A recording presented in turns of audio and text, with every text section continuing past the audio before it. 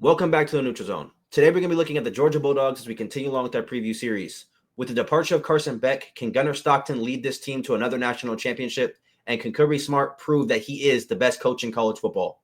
As always, if you guys are new to the channel, make sure you guys like, comment, subscribe to join the nation. Let's get right into the video. Georgia has become the standard in college football, in my opinion. I think after Nick Saban left and retired, I think Kirby Smart kind of filled that void of making Georgia the team to beat and the program to kind of emulate when you talk about national championship expectation. I think, they're the kind of the model that every coach is trying to use. I mean, he recruits at the highest level. He wins at the highest level. And I think regardless of who's on this roster, you kind of know Georgia's going to be in the conversation for the national championship at the end of the year. So I'm going to go out and say it now. Georgia is my pick for the national championship. So I don't think that's a very hot take, but yeah, we'll get into it obviously as we go. But I think that's a very hot take. Well, we'll get into it, but I mean, I want to know what's your thoughts on Georgia now that you say that. What's your thoughts on Georgia? Yeah, I'm going to be honest with you, and I agree with 95% of what you said, which is obviously Kirby Smart is an amazing coach. Obviously, they had a historic run to include back-to-back national championships. I think based off of what we saw last year and the amount they've lost, that I know Georgia fans are gonna be upset with this, but I'm gonna be honest that they're in a bit of a decline. Losing Carson Beck, losing all of the players that they've lost on defense, and when I say decline, I don't mean Vanderbilt. I mean back to the Georgia of the early 2000s, of the 90s. I think this is a perennial 10-win team, but I don't think this is a perennial national championship contender anymore. Team or program? Say that again? The team or the program? This current team, or the program is not an the program. You are wilding. I think you are wilding out right now. You wilding right now. I think they had a historic run. All kudos, props. It was well deserved, and they were amazing. It's hard to stay on the top of that hill, and I think they've slipped a little bit. They have literally not been in the last two playoff pictures. And yes, I know they made the playoffs. Let me say, they have not been in the last two national championship pictures. They were not in the Final Four the last 2 years. Now, we can go back 2 years ago and say, hey, a loss to Alabama at a bad time. But last year was not a good year. And I think last year was more indicative of who Georgia is going forward than the 2 years they won national championships. So let's get into their roster. They lose a lot, obviously. Yes. They do lose a lot. But I will say, it wasn't until I did this kind of, slideshows, looking at the depth chart, looking at what they have coming back. It wasn't until that point where I said this team is going to win the national championship. Those are my pick. I think Gunnar Stockton is a really good quarterback. I think he's as good as Carson Beck. I don't think Carson Beck, to me, I said this so many times before, I don't think Georgia needs an elite quarterback to win the national championship. I feel the same way about Alabama. I think Gunnar Stockton is as good as Carson Beck is. I also think KJ Bolden is one of the best defensive backs in college football. I agree with that. And I will say Nate Frazier came on crazy last year, and I think he's going to be a big factor in the run game. And if you look at the weapons that Gunnar Stockton has at his disposal, you have a top 5 tight end in Oscar Delp. You have a young and upcoming running back in Nate Frazier, who is very explosive.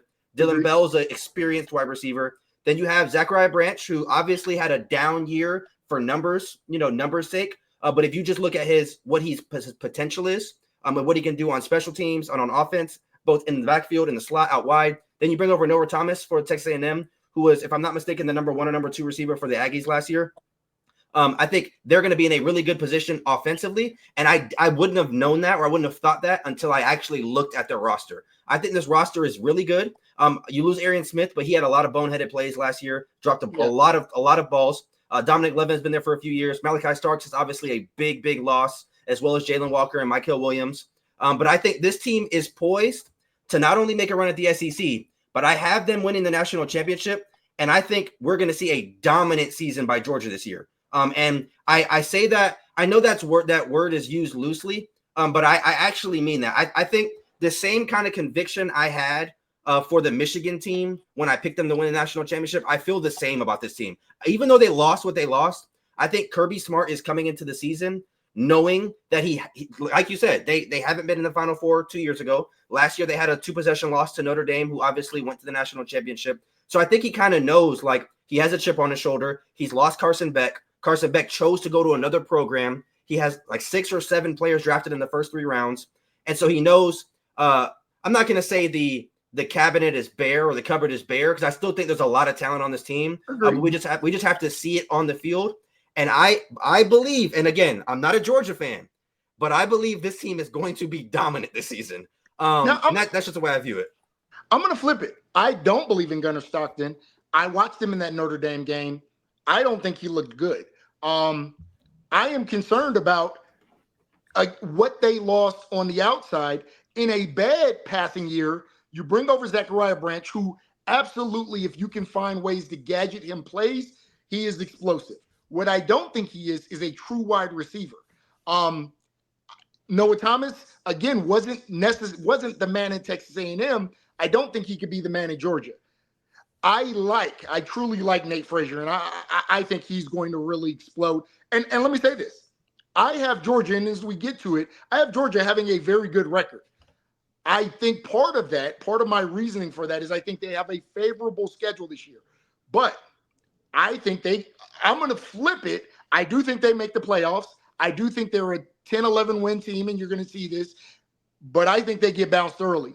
I don't think this team, especially with all they lost on the defensive end, I don't think this team is as talented as Georgia teams of the past. Now, there are a bunch of players that we probably haven't seen that are 4- and 5-star guys, and I have all the trust in the world in Kirby Smart to coach these guys up and scheme these guys up.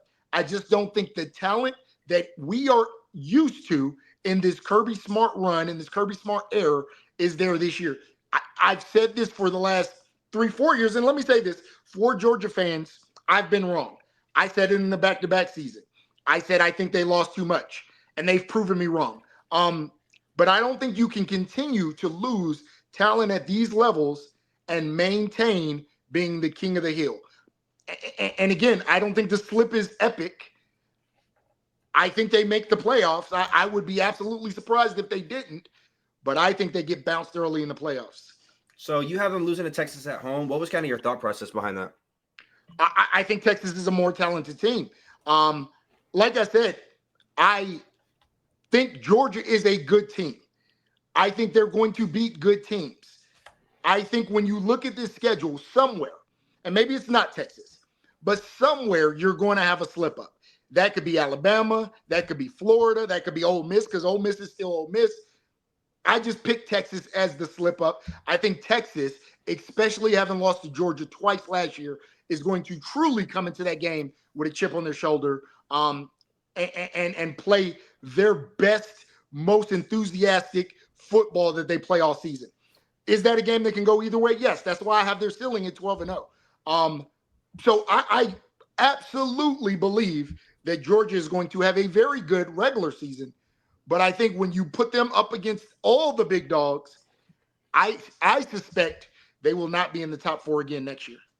Yeah, I have this team going 16-0. I think this is going to be the first. I'm not even, and again, I'm not a Georgia fan. So no, that's a yeah, I'm not a Georgia fan. I'm not gonna say I hate Georgia, because I mean they ain't do nothing to me in years. But when we lost by 30 against them last year, so I guess so. But yeah, I just think this team is going to be really good. I think early on you have the Alabama test. The Tennessee game is going to be a rivalry game, so that game is going to be, So who do you have popping?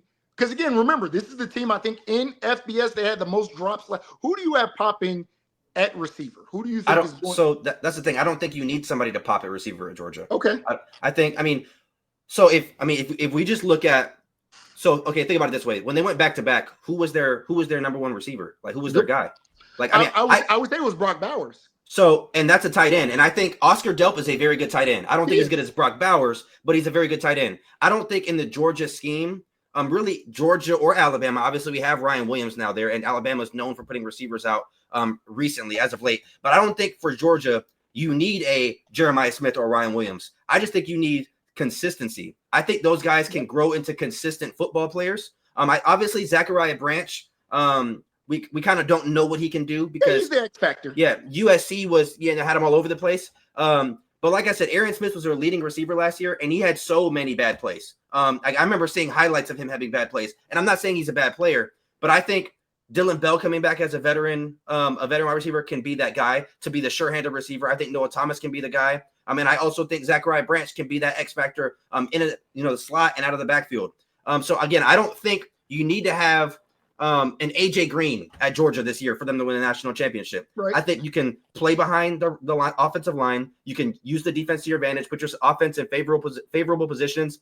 And at the end of the day, I think as of right now, at this very moment, again, I'm a Clemson fan, but I would say Kirby Smart is the best coach in college football right now. Yeah, I don't disagree with it. So I think he's able to out-coach people. I think if you look at their talent, and I don't know off the top of my head the blue chip ratio, the 4 and 5 stars they have, but I would say it is a educated guess to say they have the most 4 and 5 stars of any program in college football. I think that's safe to say because I think they've had. It's hard to say with the transfer portal and all that, but I wouldn't fight that. Yeah, I would say it's got to be in the top 5. Yeah, I mean, absolutely. The only 2 on their schedule that could compete with them is Alabama and Texas. I mean, in that department. And I think the fact that you have both of them at home in Athens, I just favor them. I think even if Georgia played on the road at Alabama and Texas, I would still probably lean Georgia. I feel that strongly about this team. I don't think you need to have a Carson Beck or an elite quarterback to win football games in Georgia, not in college football and altogether. I think in Georgia, I don't think you need to have an elite quarterback to win football games because you have all the other things around you that work in your favor. You have the best players at almost every position. You obviously have one of the better defenses. You have the best coach. Obviously, offensive and defensive coordinators change, but I think at the end of the day, they had Bobo for a while. Yeah, but I think at the end of the day, Kirby Smart is going to find a way to get to not only the playoffs, but to put himself in position to win national championships. I think 2 seasons ago, obviously, they lost to Alabama and then didn't get in, so that was kind of a tricky one. Last year, they lost to Notre Dame, but Carson Beck obviously got hurt. Gunnar Stockton didn't get an entire season as the number 1 or an entire offseason as number 1. So I think now having an entire offseason as you are the guy, and you are able to be not only – I don't think it just matters about knowing the plays and knowing the scheme, but you want players to listen to you. You're a quarterback. You're the leader. Carson Beck was the leader of this program. It was undoubtedly. He was supposed to be the number 1 overall pick and all this crazy stuff.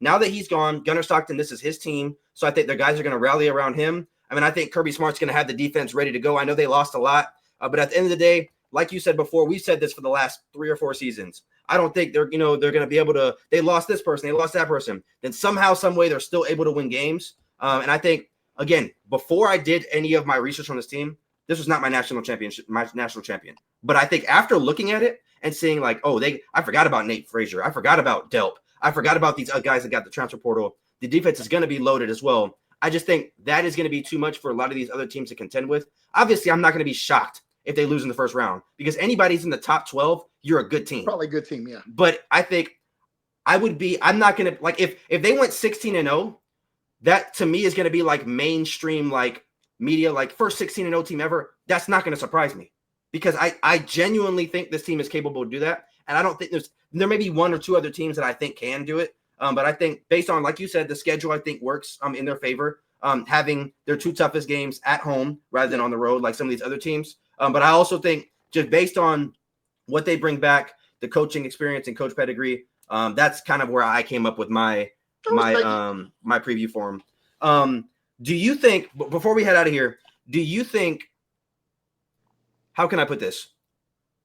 If Carson Beck were to obviously leave to go to Miami and Gunnar, I don't know what grade Gunnar Stockton's in. I'm assuming he's a junior.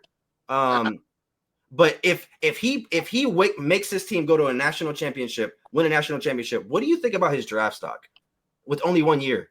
Oh, I don't know. I think there's obviously a lot that we would have to factor in because obviously we saw he's old. Obviously we saw Stetson Bennett who won 2 national championships, but I don't think was ever a top NFL prospect and was a late round draft pick.